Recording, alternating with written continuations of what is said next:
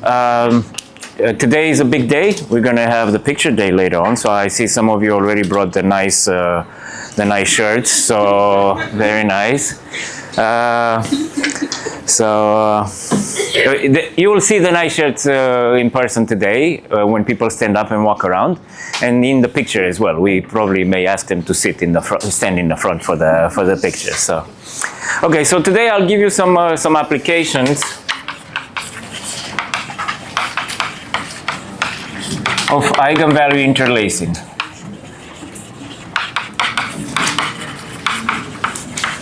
So I'll try to. So I have this. It's not something formal. It's more like a feeling or a belief. Or okay. So I'll just say my belief is that any combinatorial parameter may be related to some spectral parameter. So I'll try to give you some examples for some various combinatorial parameters, and we'll see the connections between them. There are some connections that people have found, but maybe there are other more that maybe you can find. So I'll go through some combinatorial parameters, and I show you how they relate to eigenvalues. So the first one, let's start with edge connectivity.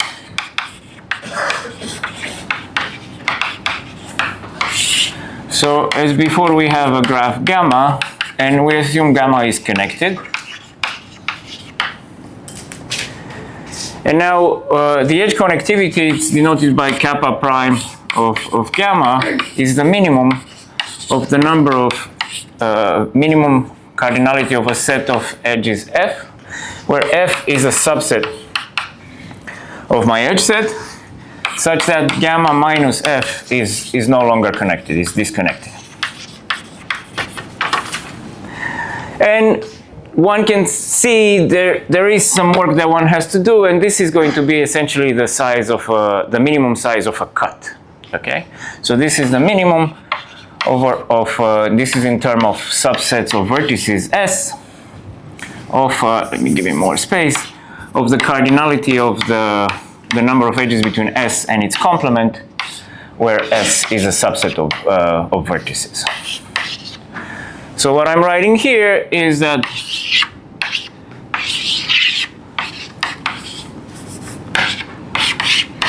this is this number of edges between S and V minus S. This is a set of edges. Let me put it like a set capital E. And the edge connectivity is the minimum number of edges that you have to delete, such that you break the graph into some parts. Okay, so let me write it here so that you have it. So E of S V minus S consists of all edges. So edges, I won't write them as sets. I'll just write them as words. X, Y, an edge. X is in S, and Y is not in S. Okay. Now, there is a general, so there's, Professor Karan showed you yesterday, there's work from Fiedler in 1970s related to this notion of algebraic connectivity, the smallest, the second largest eigenvalue of the Laplacian. And Fiedler proved that, so if the eigenvalues of the Laplacian of gamma are, let's say, 0, which is mu1, less than or equal to mu2, less than or equal to mu(n), then what you have is that the vertex connectivity is greater or equal than mu2. So vertex connectivity, I denote it by kappa. I'll give you the definition in a second. Vertex connectivity is a little bit different.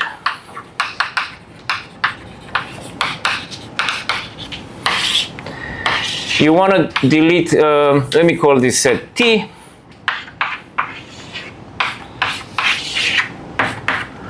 So you want to find a subset of vertices T such that when you delete, you have some part X. So the rest of the vertices split into a part X and a part Y, such that there are no edges between X and Y.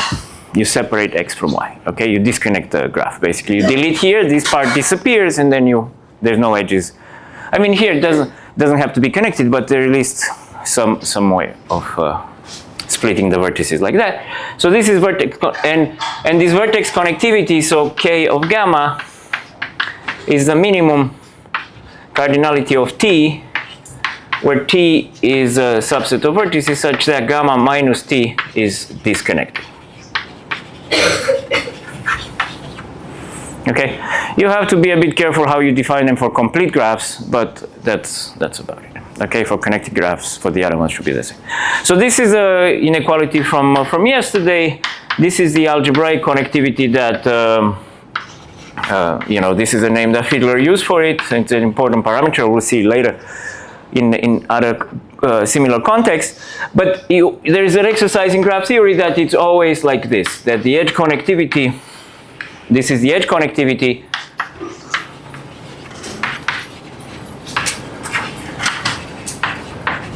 So the edge connectivity is always greater or equal than vertex connectivity is greater or equal than mu2. So this inequality you saw yesterday, and this one you should try to prove or figure out a proof for it. Okay. So this is one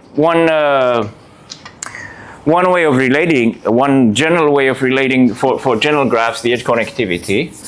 But in some situations, so for example, for regular graphs, one can do much better and one can obtain results that are, in some sense, best possible. So let me tell you some results about edge connectivity for regular graphs. So this is something that I did in 2010. There is a paper in Linear Algebra and Application 2010, Eigenvalues and edge connectivity, something like that, in regular graphs. So there will be, I won't present you the whole paper, I'll give you some ideas, some results, but the details are in the paper in case you're interested. Okay. So the first result from here is a little bit, okay, so I have, let gamma be a deregular graph.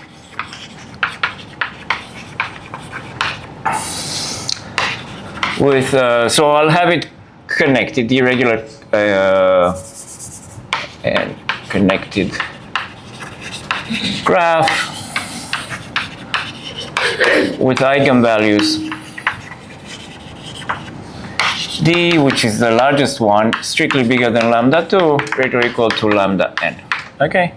So then there's a bunch of, so there's the general inequality is something like this. So D gamma will have n vertices. So I'll put it somewhere.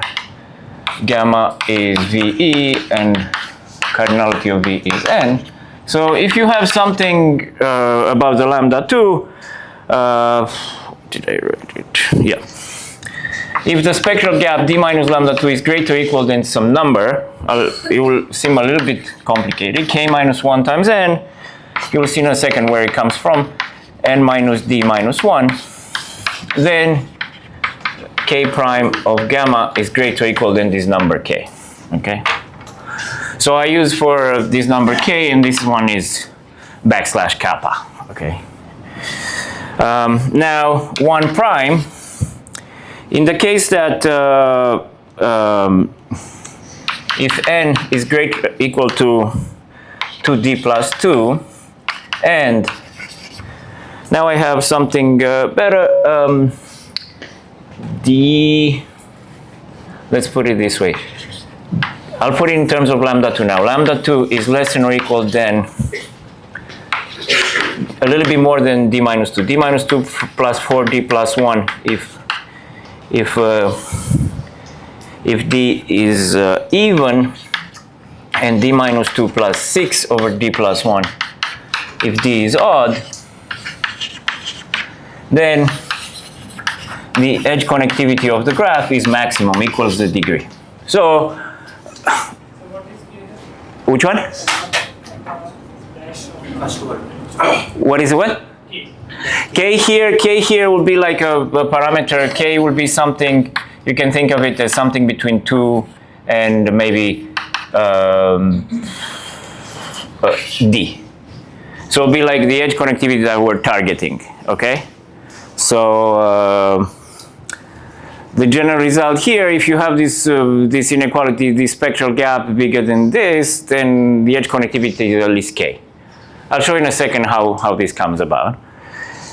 And then if I'm shooting for K equals D, which is the maximum that I can, and N is bigger than 2D plus 1, then this is the bound that you have, a little bit more than D minus 2, okay? So if you see the comparison here, this inequality is great. It's a general inequality, and it applies to all graphs, regular or not. And you saw yesterday that this inequality K greater than mu2, you can characterize the equality case. You can have like some joins or something that people have done that.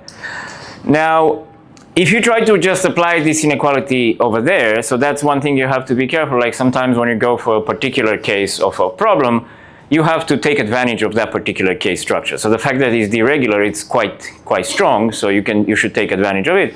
So here, this mu2 in general is D minus lambda 2. So this inequality, you see K gamma minus mu2 if gamma is D regular, this mu2 will be D minus lambda 2. So the lower bound that you'll get here, it will always be less, you'll be less than D minus lambda 2. So this inequality by itself, for regular graphs, won't be sufficient to just give you that the vertex connectivity is maximum. Okay, you need to do something else. And also, if I just apply this, like here, what does it tell me? Well, edge connectivity is at least the D minus lambda 2. Okay, that's fine. But it turns out for regular graph, you can do much better if D minus lambda 2 is a little bit more than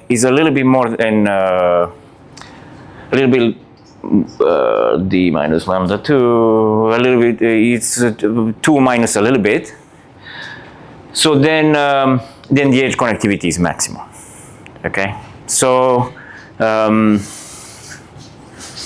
yeah. Okay, so let me give you so here when I was doing this result, I had again another belief. It's good to have some beliefs, even if sometimes maybe true or not. So I wanted, for regular graphs, I wanted to prove like something called best possible results. So let me show you something called 2. And okay, I'll give you the simpler result first, and then it's not the right order, but anyway, let's do this. If I proved if lambda 2 is strictly less than D minus 3 plus square root of D squared plus, here it's D plus 3 square minus 16 over 2, then K prime of gamma is greater or equal to 3. So this is this is part A. So you have this weird bound here, guarantees edge connectivity at least 3. And what's so special about this is that this bound is best possible, meaning that there are D regular graphs, I think there is one, with lambda 2 equal to this D minus 3 plus square root of D plus 3 square minus 16 over 2, and K prime equal to 2. So you cannot drop this. You cannot make this bound any smaller, because you will be in trouble. So that's what I mean about results that are best possible. That's what I was trying to do. I was trying to find the best bound here that you can put here that guarantees that you are 3 edge connected. And we have something else here which is a bit for edge connectivity too. And here it works for D odd. So I'll show in a second why we don't have to consider D even for this problem. If rho of D is the largest root, the largest root of some cubic polynomial x cubed minus d minus 3x squared minus 3d minus 2x minus 2, and lambda 2 is less than rho of d, then k prime of gamma is greater or equal to 2. So again, you have here some kind of bound similar to this one. This is a solution of a quadratic, this is a solution of some cubic. So if lambda 2 is less than some number that depends only on d, then your edge connectivity is at least something, and b is the same thing. There are d regular graphs with lambda 2 equals rho of d and k prime equals 1. Okay, so that's kind of the idea.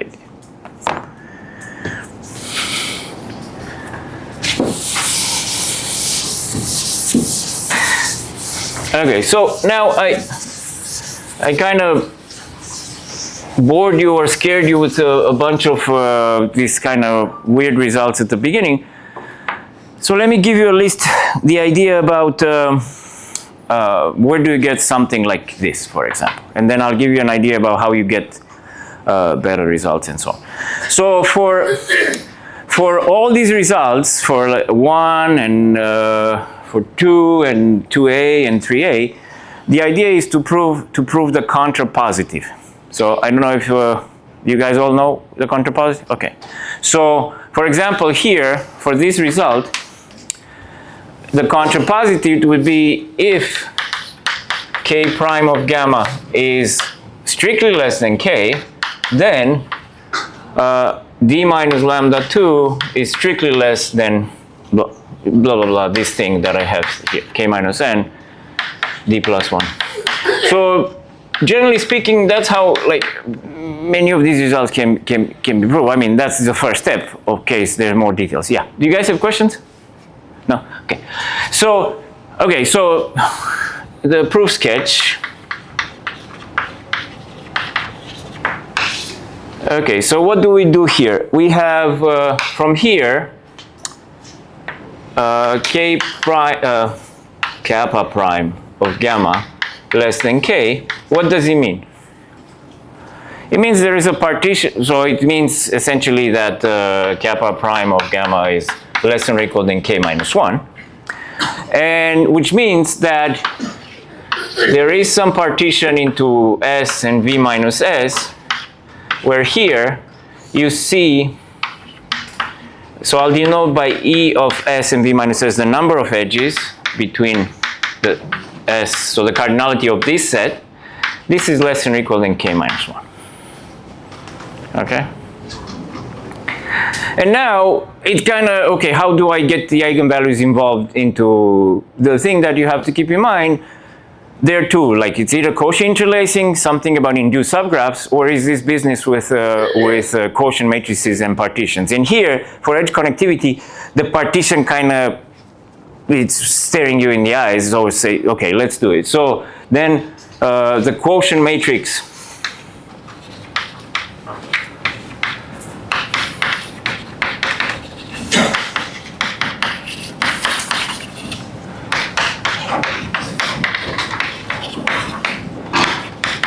is the following. B. Okay, so do I have a letter here? Okay, I'll just keep this. So what's the quotient matrix here? The easiest ones, the easiest values to get here are the values in the entries 1, 2 and 2, 1, because those involve the number of edges in between the parts. And that number of edges, you have some name for it, E. So here, what should be the value of B in the position? So this would be my V1, this would be my V2. What would be the number of, what would be the entry in the B12? the number of edges between V1 and V2 divided by cardinality of V2. So it's the number of edges between S and V minus S divided by the cardinality of S. Okay? And then here, it's almost the same thing, number of edges between S and V minus S divided by N minus cardinality of S. And as before, because the graph is K regular, here you will have K minus this. D. Thank you. And here you will have D minus N minus cardinality of S. So you see again, this is the thing that I told you before, that when you want to apply this, you have some kind of combinatorial property structure in mind, edge connectivity in this case. It somehow forces some kind of partition on you, and then you get the quotient matrix, and by this Hammer's interlacing, you will have some kind of relation, okay? Sometimes it will be good, sometimes maybe, you know, not so good, but you have to check to see what you get. So now, for this matrix B, lambda 1 of B, like I said before, and you may want to check this, but for all regular graphs, when you do quotient matrices, the row sums will equal the degree all the time. So lambda 1, you won't get anything there. I mean, you'll get something useful. Lambda 1 of B is D. This is useful because it allows me to calculate lambda 2 of B fairly quickly, because now I have the trace. So lambda 2 of B is the trace of B minus D. And now the trace of B, you have a D from here, you have a D from here, and you subtract a D, so it will be D minus something. It looks a little bit weird, but it's not so bad.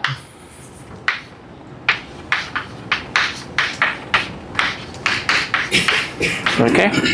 And you can simplify this a little bit, D minus. If you bring these two things to the same, to a common denominator, it will be cardinality of S times N minus cardinality of S. You will have the number of edges between S, V minus S, and then these two things add up, and they add up to N. So that's what you get, okay? And now, so you get something like this here, and just from Hammer's interlacing, you will get that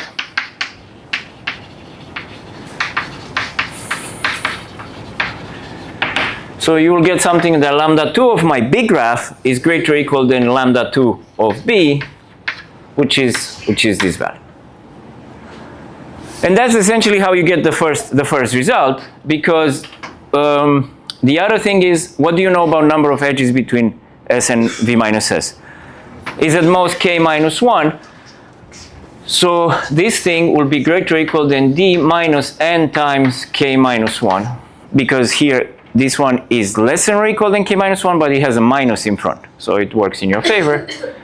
Cardinality of S, cardinality of N minus S. And now to take care of this and to compare it there, I have D plus 1, and you can just argue that cardinality of S has to be at least D plus 1. There's some small argument that you can do to show that. Okay? So this is very easy. Now, so this is a general result, and I don't think it's tight, but it works for any K. And then if you apply this with these conditions, you replace K by D, and you do some calculations. I'm not going to go through all algebra. You get something of this form here. Okay, so this is just from, but I won't do it here. Let me tell you a little bit about these two results. So in this case, like I said, I found the best bound. Let me show you what happens there. How does that work? Okay. Okay. So I'm going to erase. I will erase here just to make some space.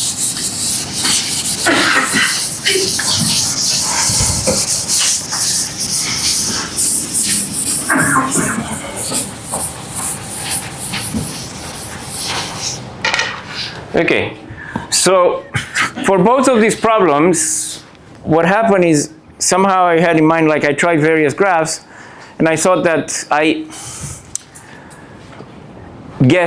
conjectured what would be the graph that would be best possible. So again, I proved for both 2a and 2b, you prove the contrapositive.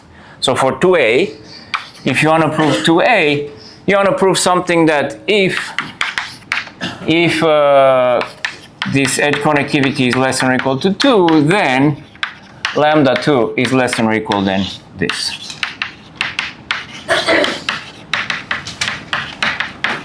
And here what happens is essentially what you're trying to do. We're trying to figure out among all edges whose edge connectivity is almost 2, which one has the largest second eigenvalue. Okay? And so this was the graph that I come up with. You have a graph here. It has to be d-regular. Okay? So let me see how this works. So you lose one here. Here you put a k d minus 1, and you make a join. So let me pick some d. So let's say d equals, okay, let's say d equals 4. So here I will have 3 vertices, complete graph. Okay, and on this side you have the same thing.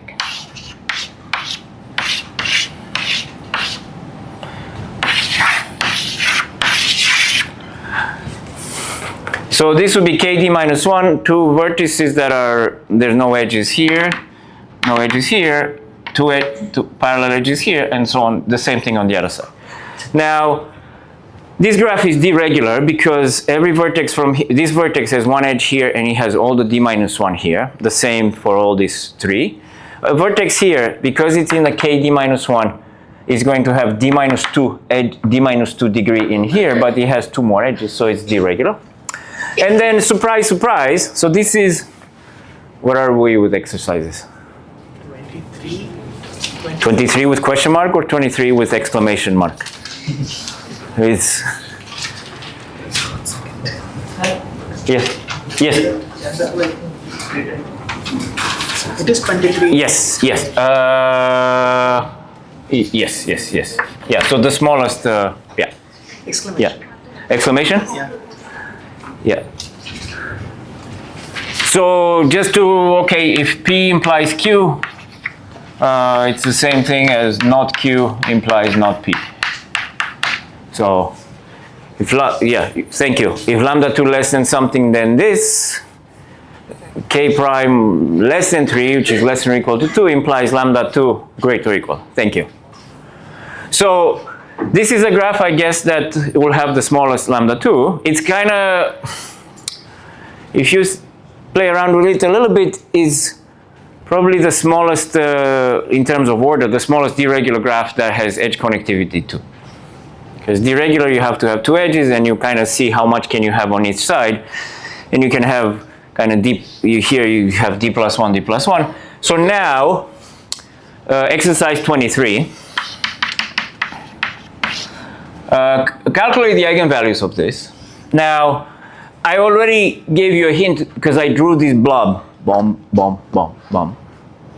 Meaning that this partition looks like it's executable partition. So this partition is executable, and in general, so let me call this matrix X, because that's, I think, X tilde D. That's how we call it in the paper. So this will be for D. So if I start from here, what's the degree inside? D minus 2. What's the degree next is 2, and then 0, 0. So this is a case where you have an executable partition in more than just 2 parts. It's 4 parts, okay? Here, going back, I see d minus 1. Inside, I see 0, but going to the right, I see 1, and I have 0. Here, I see 0 in the first part, 1, 0, and I see d minus 1 to the other side. And at the end, I see 0, 0, 2, d minus 2. Okay? So now I'll give you the answer to make it easier for you. I think, did we calculate this? Yeah. So, Lambda 1 of this matrix, D. So you just have to calculate the other. So the other two, so essentially the characteristic polynomial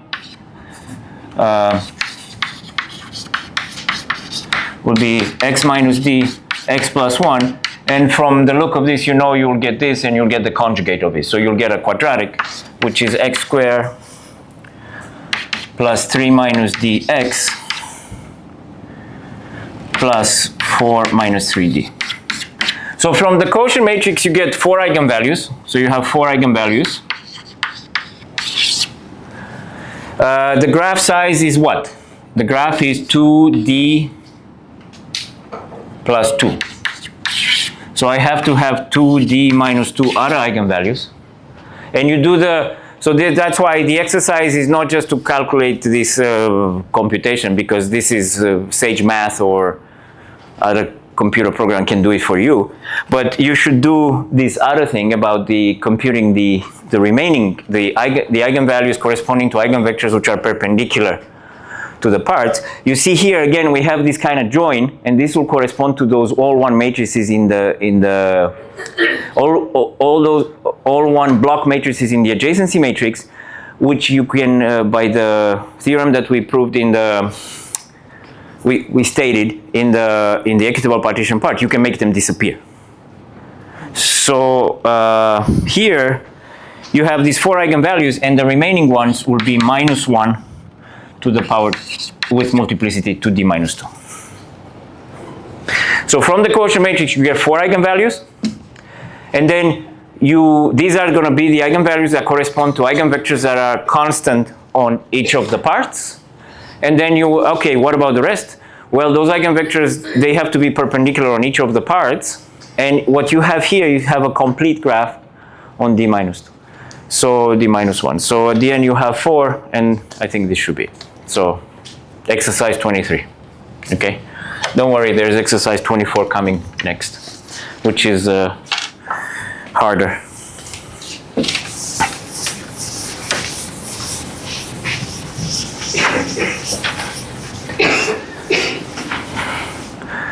So let me tell you a quick thing about this one, because this one is weird. You have this cubic, and where does this come from? And you have, first of all, you have this thing about d odd.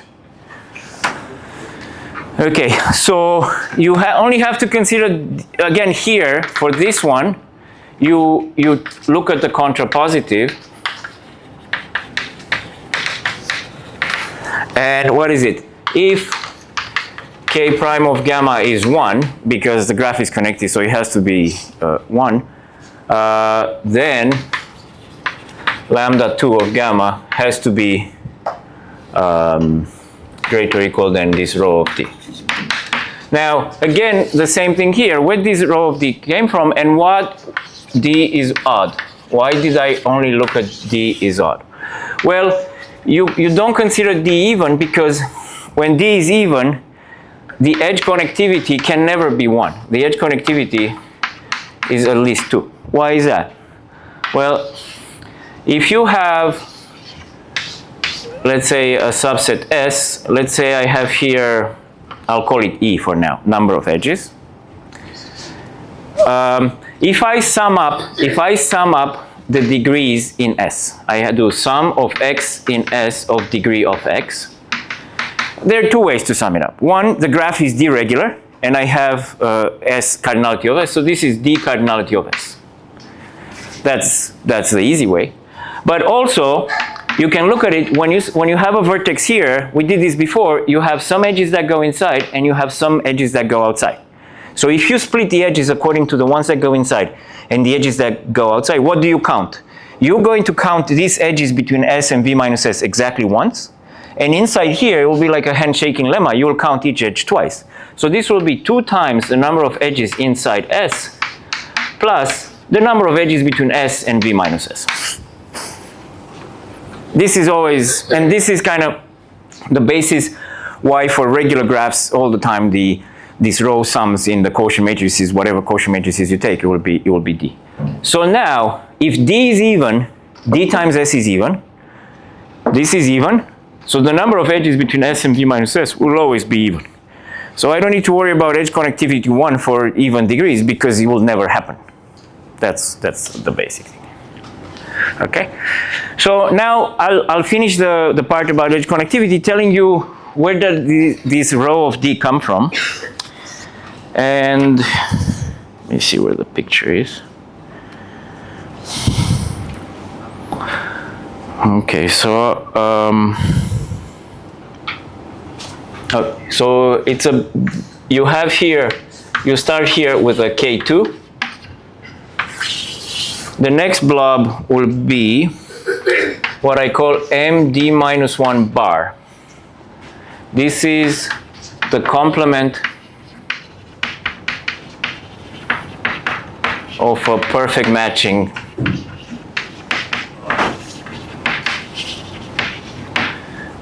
in KD minus 1. This is also called a cocktail party graph. So D, remember D is odd. So D minus 1 is even. D minus 1 is even. So this is the same thing as a D minus 3 regular graph on D minus 1 vertices.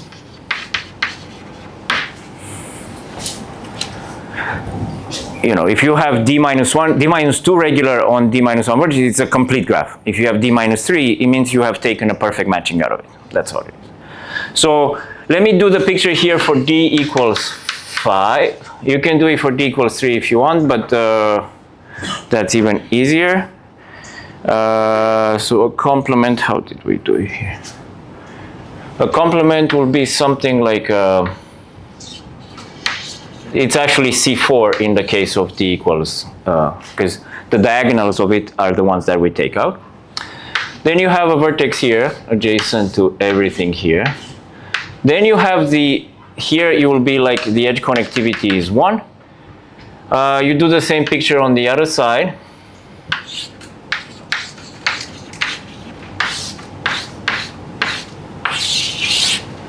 And now you have to see how you connect these other things. So here will be also a join.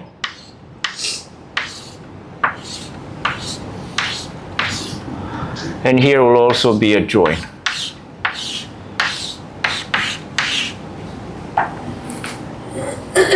Okay.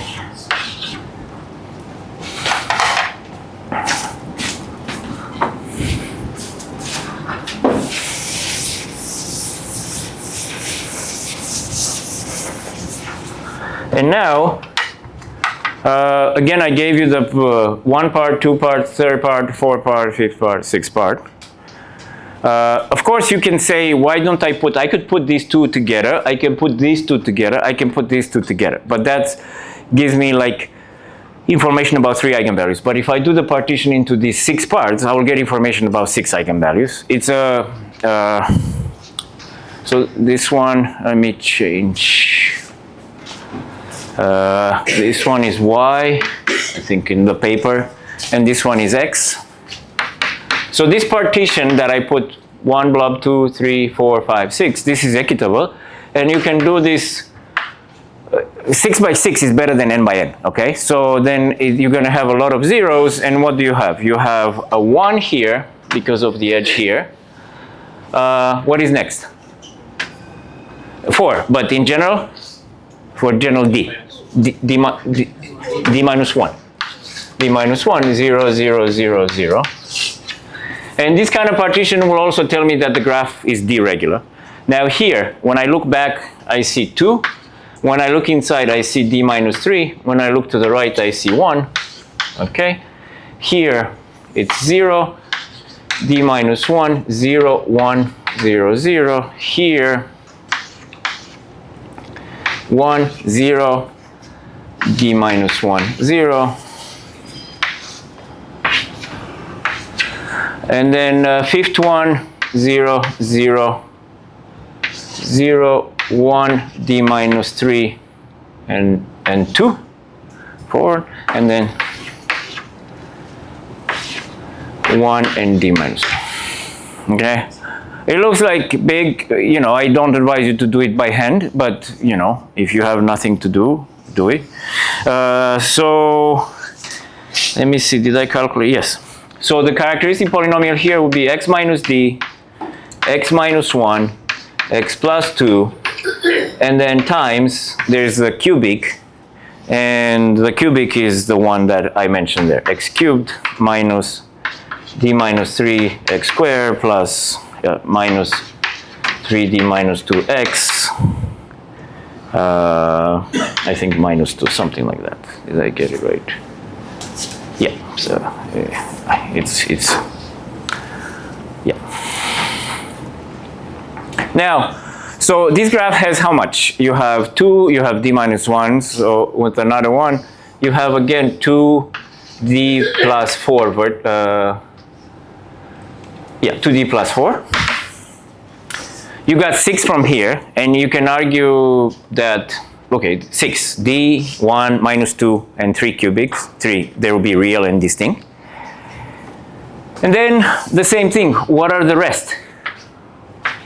So these are 6 eigenvalues from here. And exercise 24, find the rest.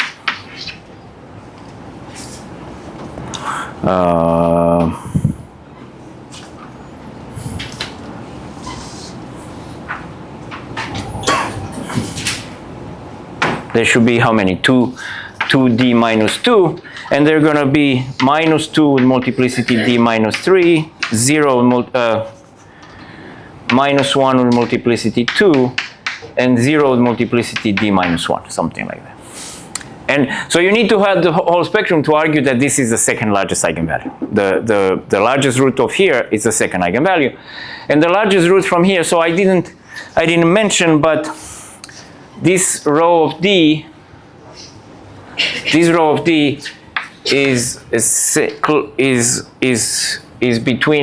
the interval d minus 2 d plus 4, d minus 2 d plus 5.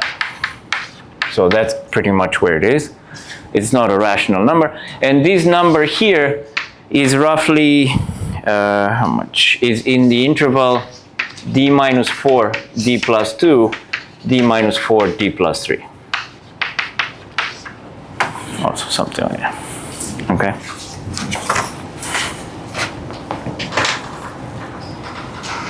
Okay. So again, yeah, it's now okay. I didn't tell you how you prove these results. So first of all, you guess what the target value is, which comes from these graphs, and again, kind of. How do you guess? Well, yeah, that's a good question. You try things, you play around with these graphs, and somehow it seems like all the time the graph that will work is the one that has the smallest number of vertices. So you try to pack these things as much as you can, and then you still have to prove. So in this case, so I showed you 2b. I showed you that there is a graph with this parameter. This is the graph, and you have to fill up the details. And I showed you, I guess you also have 3b. There is a graph, this is a graph, and this will have second eigenvalue rho d, and you can see that it has edge connectivity 1. But you still have to prove 2a or 3a. So how do you prove it? So again, you have to prove this. And so what you do, you're gonna you start with a general d-regular graph, and let me erase here.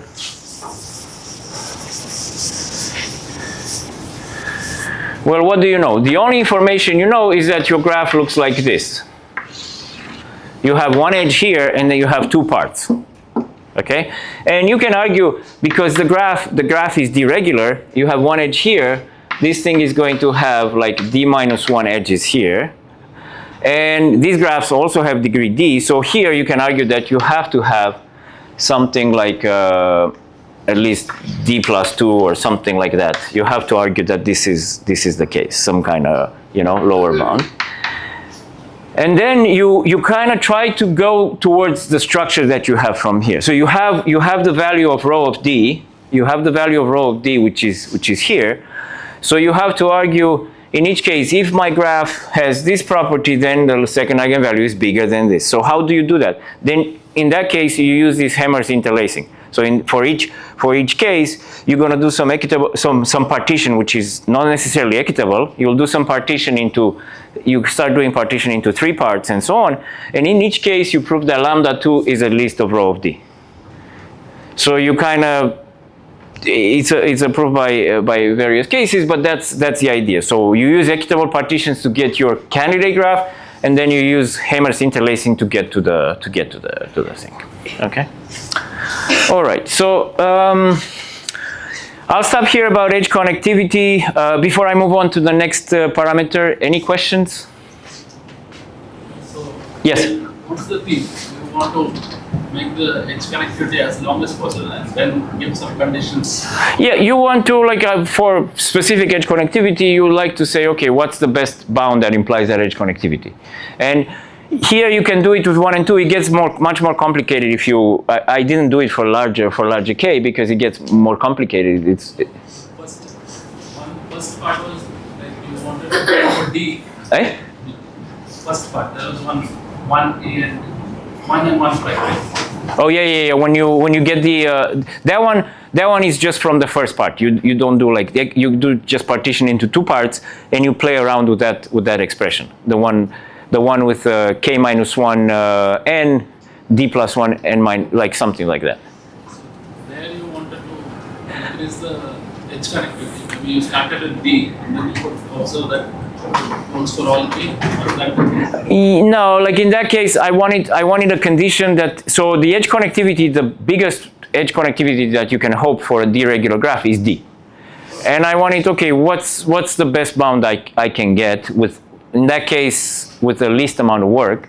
And the best bound was this, the initial one with which has both like you take K equals D and you have N and so on.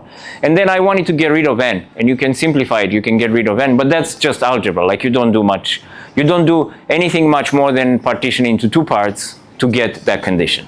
The condition that, so essentially for the 1 and 1 prime that I show you, when you want edge connectivity to be D, you just need the spectral gap to be at least 2 minus a little bit, and that's guaranteed. And so I was happy with that. At least K. So that's the general one, but the point about that one is that general one is not going to be sharp for K. So then I said, okay, I have this general bound, but for K equals 2 and for K equals 3, I can get better results. And I just wanted to see if it can be done, and I did it for 2 and 3. And possibly it could be done for other values. You could have probably graphs that look like this, like 4 parts, but it's more work, and I didn't do it. Yeah. Okay. All right.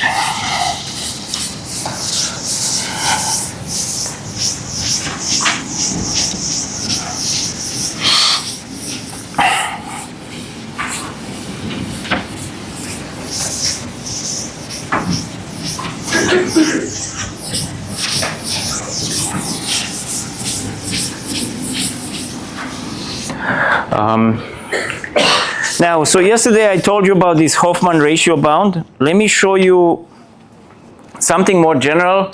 So second, and this one will be, how to say it, it's something about subgraphs of regular graphs. And it will be very similar to what we did for Hoffman ratio bound. So here's the result. This is in Hamer's thesis. So if you go online, you can look for his PhD thesis. You can find it in online. And I think 78. And it has something of as follows. So you have gamma be a D regular graph with n vertices and usual eigenvalues.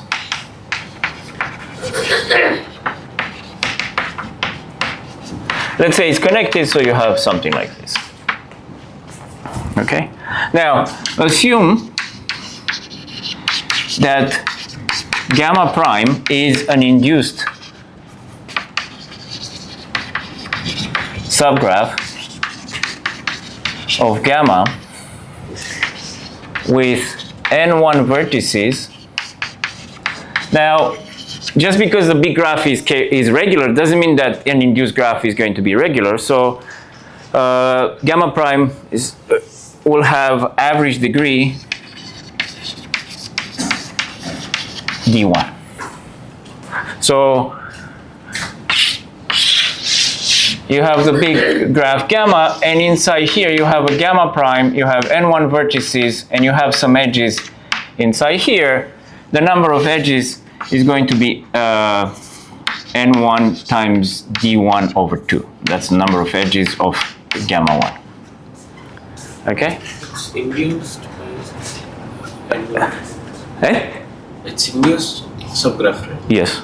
Then do you mean the other vertices are isolated or something? No, that's a number. So induced means that gamma prime has n1 vertices. Oh, okay. I was thinking of spanning size. No spanning, induced. So remember, induced, you get it from the big graph by deleting some vertices. Spanning, you get it from the big graph by deleting some edges. Okay. So again, here it's okay. I have a big graph. I have a big structure.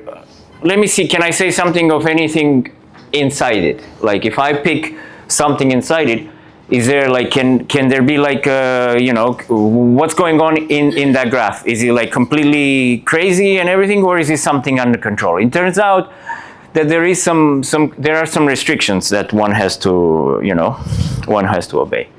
So the restriction will be the following. Let me write it here. Then lambda 2 of the big graph is going to be greater or equal than n d1 minus n1d n minus n1 greater or equal than lambda n. So there's some inequality which involves the number of vertices in the graph. So there's some restriction on this d1. I mean, it involves the n1, but there is something going on here that you cannot just pick any numbers n1 and d1 and say, okay, this is going to work. You have some kind of constraints between them. Now, here we'll see in a second, if d1 is 0, this inequality from this part, it gives you the Hoffman ratio bound. And this is just the same idea in the Hoffman ratio bound, the same proof. We'll do it in 1 second, but it's just here you don't have an independent set. You could have edges. That's all it is. So, for example, let's say I wanted something here that the average degree is 1. Like sometimes maybe you're looking for an induced matching. If you have an induced matching, that's regular, and you have the degree equals 1. And then you put here 1, and you will get you put here 1, so you'll get some constraint on n1. So you can play these games about what you know. And then if you have information about n1, if you know what n1 is, then you will tell you about, okay, your average degree is not just anything you want. It has to be kind of constrained. Okay, so this gives you the constraint. Okay, so it looks weird, but how do you prove this result? And this is, again, like I said, it's the same. Okay, I have this subgraph, n1 vertices with something going on inside it, and obviously I will have the rest, which has n minus 1. And you play the same game that we did for Hoffman ratio bound, but now you play it for this partition, and you try to see. So this partition, the partition into the vertex set of gamma 1 and the vertex and the rest, v minus v gamma 1, is not necessarily equitable, but has a quotient matrix,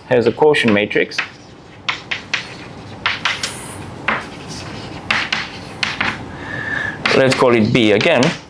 And what is going to be? And now you get something, because of our notation, what do you get in the first entry here? Which number is it? D1. Because that's D1, and here, by the same type of arguments that we did, you will get D minus D1. then what do you get here? So here you have to do some work because you have to figure out the number of edges in between. So what is the number of edges in between? We did it when I show you the edge connectivity was, you sum up the degrees here, you sum up the degrees inside here. What you will get d times n1, okay? And now that number d times n1, what will equal? It will equal 2 times the number of edges inside here, which is d1 times n1, plus plus the number of edges in here. So the number of edges here. So essentially this number of edges is dn1 minus d11. So then you have this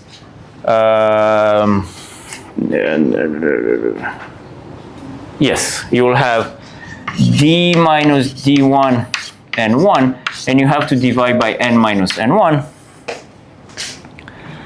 And then you have the remaining thing, d minus d1 n1 divided by n minus n1. And from here you play the same game as before.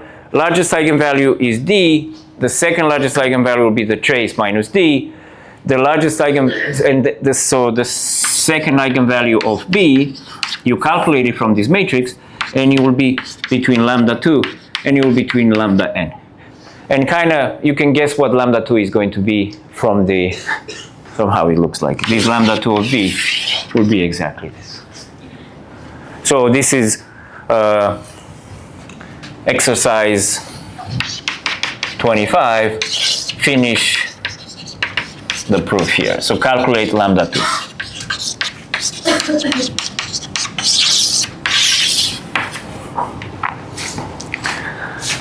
Okay. All right.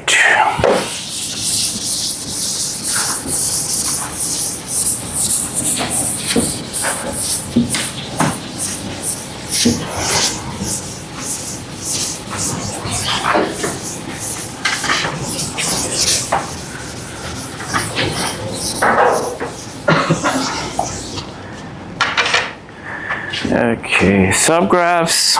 Okay, so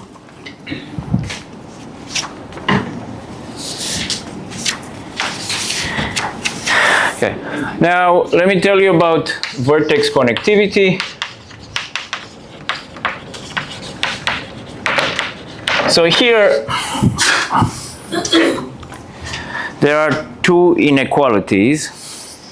So I defined before k of gamma as minimum cardinality, I don't know why I call it S, let's say S subset of vertices, gamma minus S disconnected. And now you have Fiedler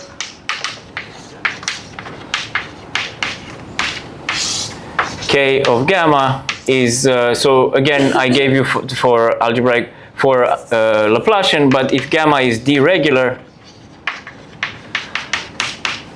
you have k of gamma is greater or equal than d minus lambda 2. So you see vertex connectivity is harder than edge connectivity. And here, no matter what you do, if you just, like the previous result I showed you that if I have d minus lambda 2, at least 2 minus a little bit, edge connectivity is maximum. Well, this result cannot give you edge connectivity is maximum, because what vertex connectivity is maximum, because vertex connectivity is what? Maximum should be d. And what do you get here? You get d minus lambda 2.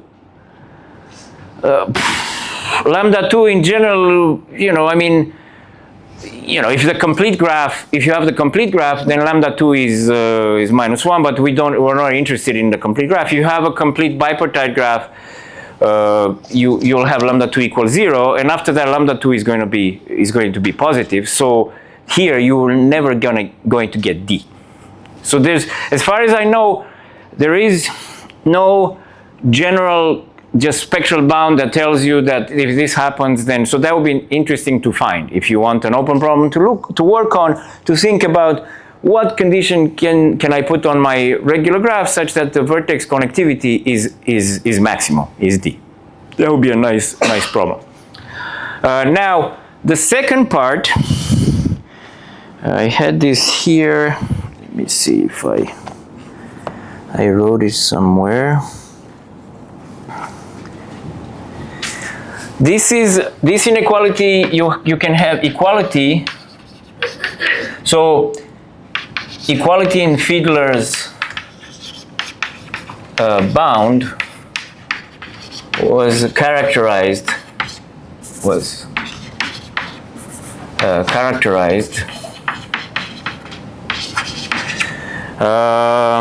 I think it was Kirkland, I may miss some author, Kirkland, Molitierno, Shader,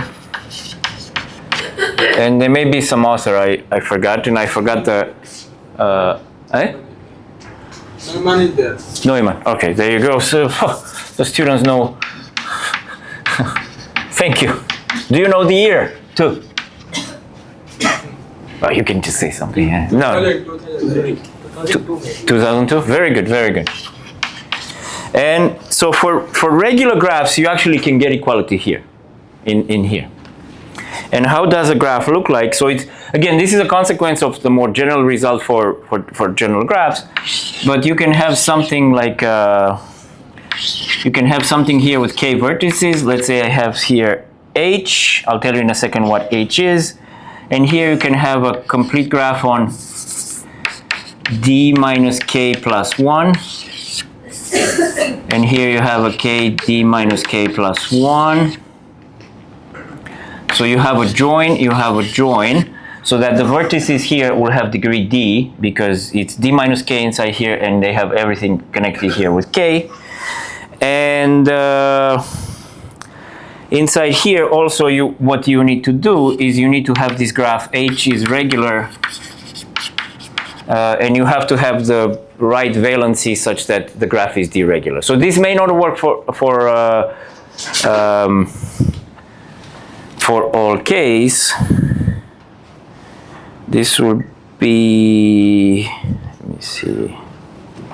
Yeah, I think k has to be at least half of the d, but that would be a graph which you have this join, and this will be a graph in which this is clearly the vertex connectivity will be k. You delete this, it splits into 2, but then you have to do some work to calculate lambda 2 to show that is exactly d minus k, but it's not too hard. Like, you have these two things here, and you can use that, okay? So again, this is best possible. Now here there is another inequality which is due to Krivelevich and Sudakov. So this is in 2006, and this is it's a survey paper called Pseudo-Random Graphs. I'll talk a little bit about it maybe today or tomorrow. And so here's the result. It's not quite in terms of lambda 2, so you have these eigenvalues. And there's a notation that was introduced by Alon to talk about lambda, which is the maximum, absolute maximum between lambda 2 and lambda n. So lambda may not be the same as lambda 2. So let me give you an example. So for Peterson, the lambda 2 is 1 because you have 3, 1, minus 2. Okay? But this parameter lambda, it's the maximum in absolute value of all the eigenvalues except the largest one. And you see here the negative 1 is bigger in absolute, so you have lambda equals 2. Okay? But for some graphs, it can happen that they're equal, but definitely all the time you will have this. Okay? So I'll tell you something about this parameter and how it comes into play about like something called expander mixing lemma in a little bit. But their result is that if lambda 2, if lambda, let me put, they put it like this. So this is 1. they prove that k of gamma is greater or equal than d minus 36 lambda square over d.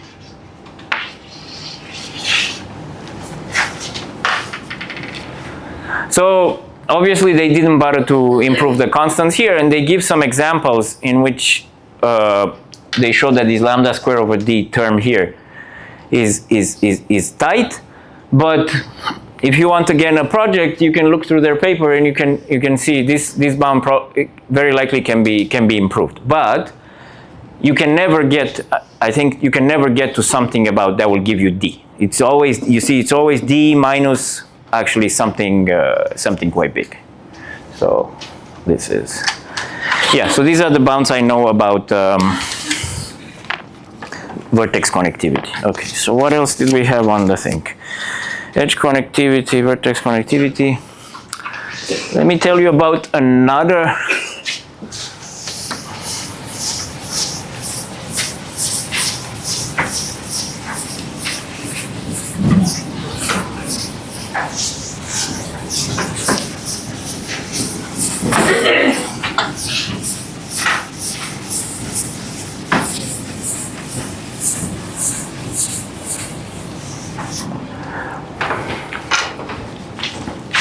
okay, so another place where you can,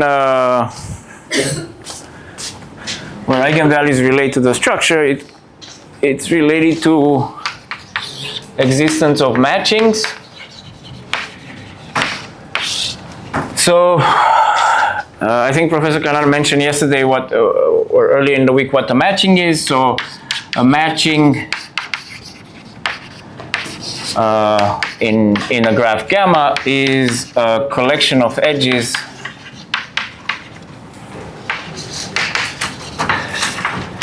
M. So M is a subset of E such that no two edges on M share an endpoint.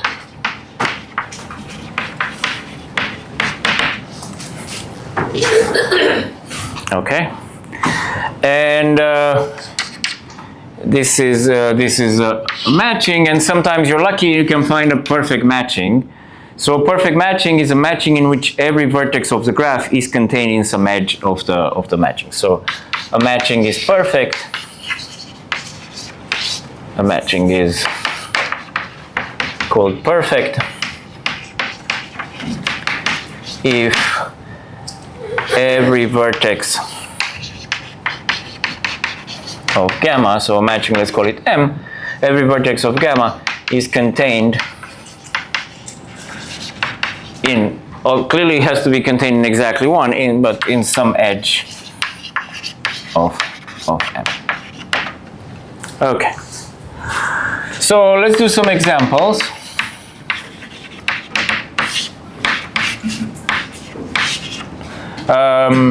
Well, clearly, if you have a perfect matching, the number of vertices has to be even. Okay, but just because the number of vertices is even doesn't mean that you have a perfect matching. So this is the simplest example. 4 vertices, try to match them, and you know. But I can even make you. Let's try to make a 3 regular graph.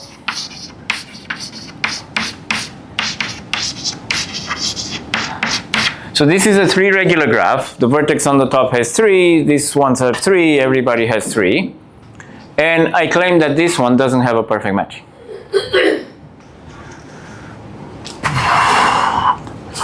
There is a reason, I mean, there is a general theorem which I'll give it to you in a second, but for now, if you just want to do it by hand, for small graphs you can do it by hand, by case analysis. Let's assume that, so I claim that this one has no perfect matching. And here you can prove it by case analysis. Assume that it has a perfect matching. The vertex here has to be contained in some edge. So let's say it's in this one. That's the edge there. Then these edges here, they will be okay. I can find a perfect matching. Now, what happens on this side?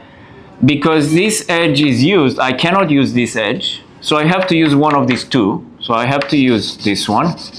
And then I'm left to this triangle, and then I'm pretty much done, because in the triangle, no matter how I try to find a perfect matching, there will be a vertex that stays, okay?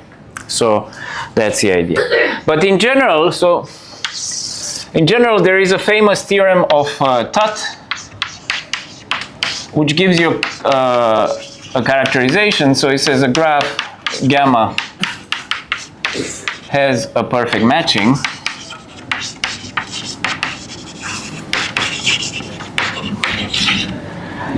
if and only if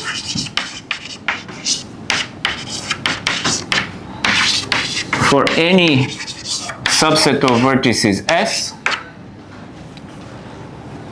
cardinality of S is greater or equal than O of odd, let's say odd of gamma minus S, where odd of gamma minus S is the number of odd components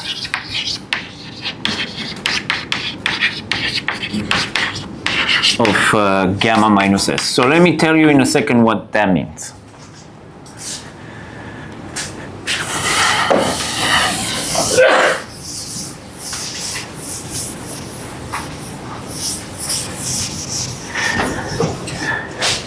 So maybe some of you have seen this theorem, and maybe you have proved it.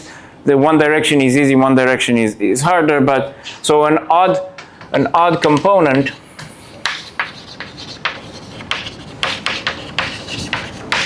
is a component with an odd number of vertices. There's nothing bad about it, so sometimes you call someone odd, you think there's something bad about it, but this odd component it just has an odd number of vertices.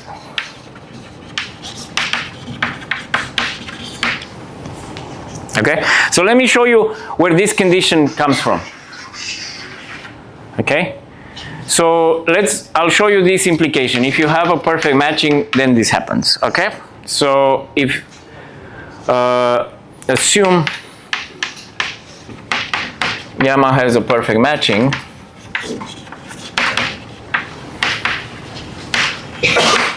and let's take S here. Okay, this is S. Has some number of vertices. You could have edges in there, I don't care. When you delete S, you can have some components. I don't know, let's say you have the odd 1, odd 2, odd Q, and you have here the even 1, let's say R. Okay, the Q, Q and R could be 0, but okay, you have this situation. You have, when you delete it, and you have no edges between the components. Okay? Now my graph has a perfect matching. So inside each component, there should be, the component means connected, so there should be some perfect, there are vertices. So if there's a vertex here, there should be an edge from the perfect matching that is there. If there, there should be an edge. But because this component is odd, there will always be a vertex that is left out from this perfect matching. There could be more, but there's definitely one. That's the thing about odd. You cannot pair it up. So there will be at least one, okay, vertex out.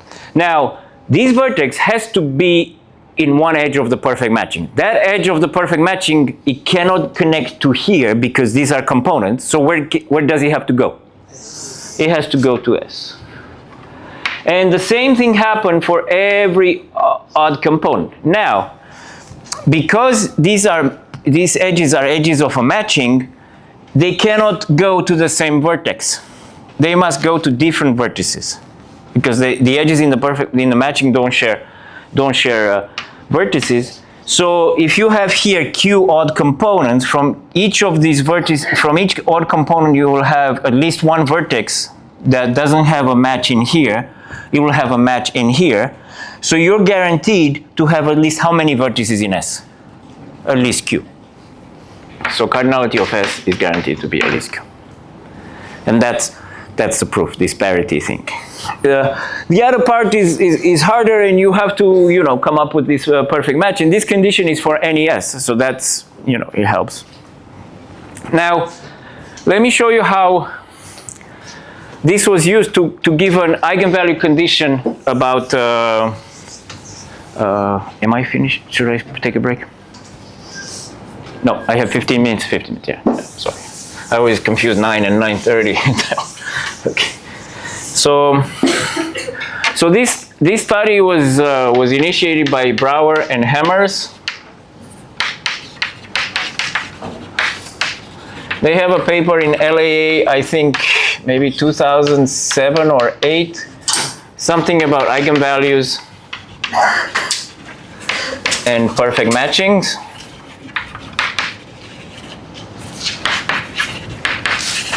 And later on, so we used their idea and we did a bit more work. So this is a paper I wrote with one of my advisors, David Gregory, and Hammers. And this is in JCTB in 2009, matchings from irregular graphs from eigenvalues. And let me tell you the result. So what we proved is the following. Let gamma be a d-regular graph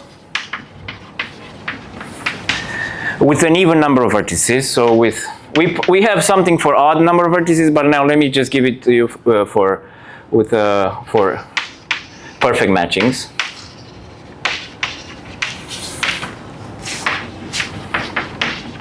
Now, the condition that we found for the graph to have a perfect matching is in terms of the third largest eigenvalue. So if lambda 3 of gamma is less than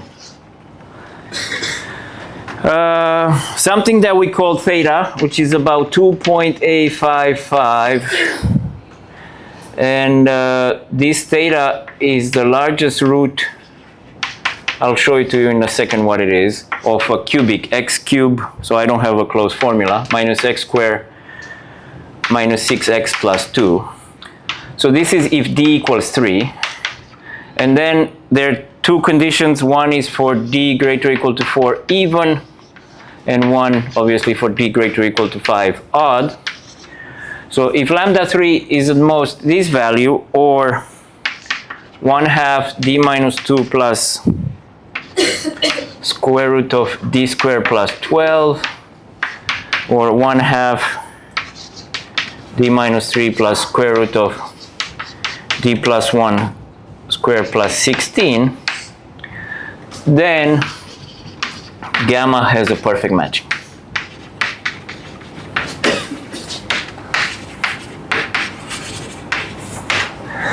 And these numbers look a little bit, yeah, I'll tell you in a second where they come from, but this also what we prove is that these numbers are best possible. So for each of these cases, d equals 3, there is a graph that has lambda 3 equals to theta, which is not going to have a perfect matching. And that graph, I can show it to you right now, it's this graph. So this graph, I show you that it has a perfect matching. Exercise number 26, I'm sorry, yeah, it's good to be ambitious. Find the eigenvalues of this graph. So, you know, you have 1 vertex, 3 vertices, 12 vertices, 16 eigenvalues. How hard can it be? Okay, I can give you one of them, 3. So 15 eigenvalues. So yeah. So yeah, try to do that.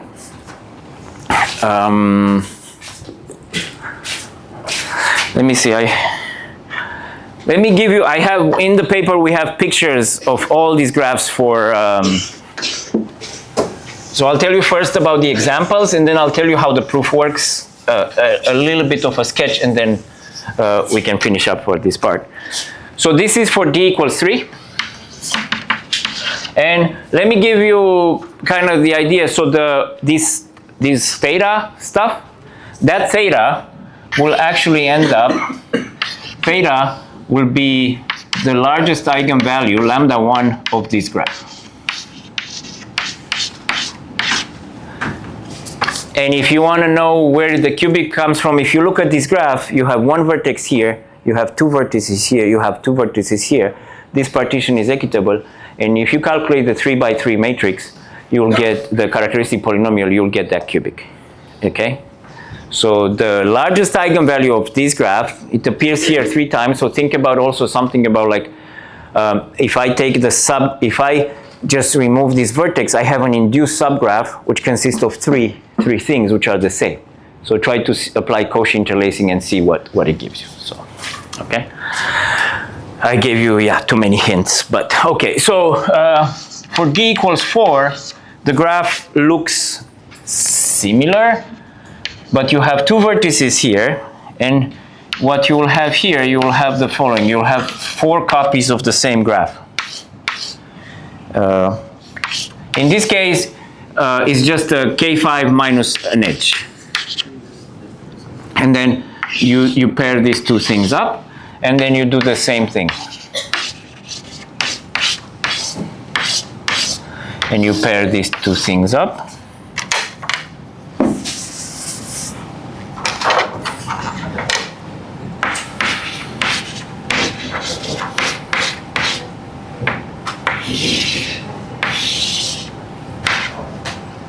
Up here.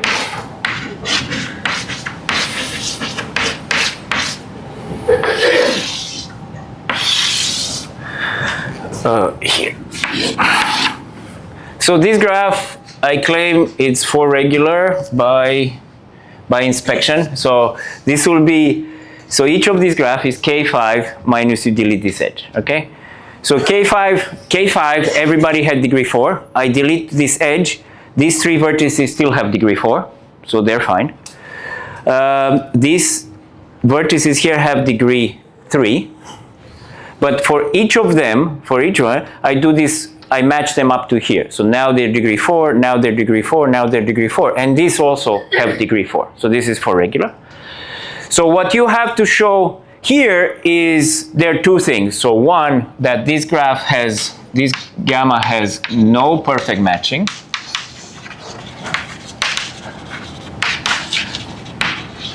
So you can use Tutt's theorem, so you can find some set S, it's kind of staring you in the face what S would be, such that the number of odd components is strictly bigger than the cardinality of S. And then the second part is to calculate lambda 3. Lambda 3 will be this, this value that I gave you there, so this is D even, so it should be half, and if D is 4, you calculate what you get there. So it should be 2 plus square root of 28. So I'm doing all the work for you, 1 plus square root of 7. There you go. You just have to prove it, okay? So it's kind of equitable partition, you know? I state the result and you guys can prove it. So, okay? And the one for odd, so this is how the even ones, the odd ones will have kind of a similar structure. It's just what you put here, it's a little bit different, but it's the same idea. Now, let me tell you quickly how we proved this, and then I'll let you go.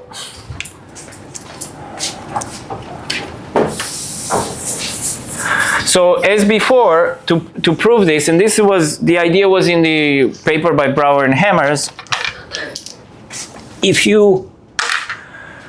so if lambda 3, then gamma has a perfect matching. So what we proved is if gamma doesn't have a perfect matching,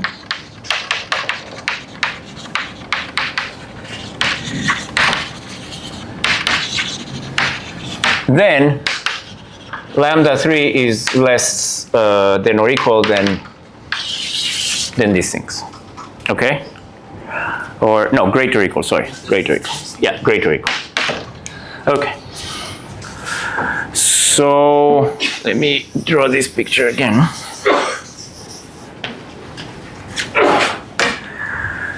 So because gamma doesn't have a perfect matching, this theorem tells you, so this is a condition for having a perfect matching. If you don't have a perfect matching, it means there is an S such that this doesn't happen. So there is an S such that, okay, I have S here. Let's say cardinality of S is here. And, okay, I have the even ones here, the even components, but I'm not interested in them, okay? I'm guaranteed that the number of odd components it has to be what?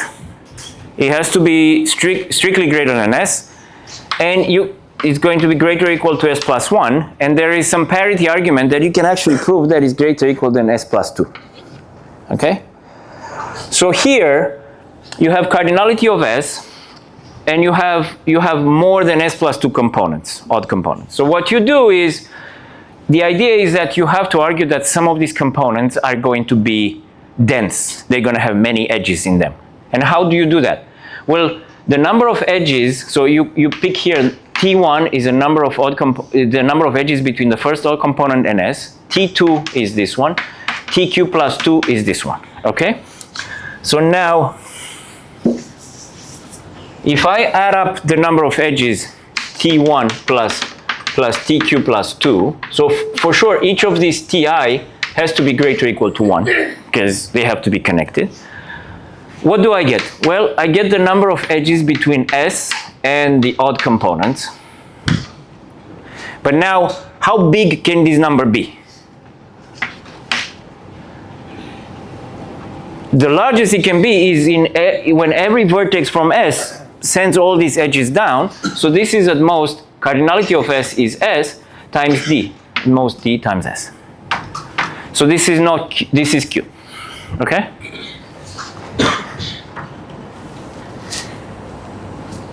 So everybody follows?